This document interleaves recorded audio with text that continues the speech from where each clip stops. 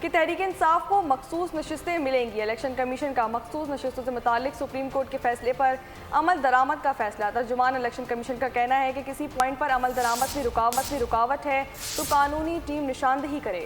ای سی پی نے کسی بھی فیصلے کی غلط تشریح نہیں کی۔ انٹرا پارٹی الیکشن درست نہ ہونے پر الیکشن ایکٹ دفعہ 215 کے تحت بلے کا نشان واپس لیا۔ الیکشن کمیشن پر الزام تراشی نامناسب ہے۔ چیف الیکشن کمشنر اور موثر اراکین سے استعفے کا مطالبہ مضحکہ خیز ہے۔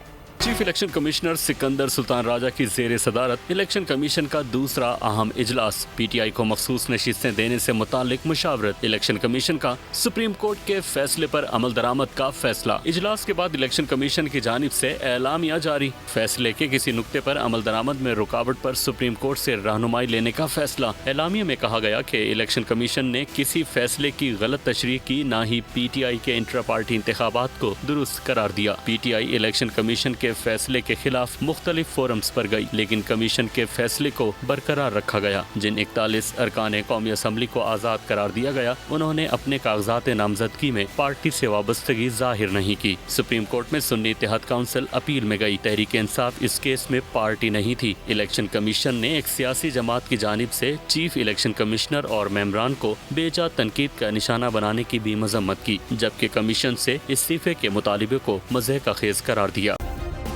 سبسکرائب کریں اور بیل دبائیں تاکہ کوئی خبر رہ نہ جائے۔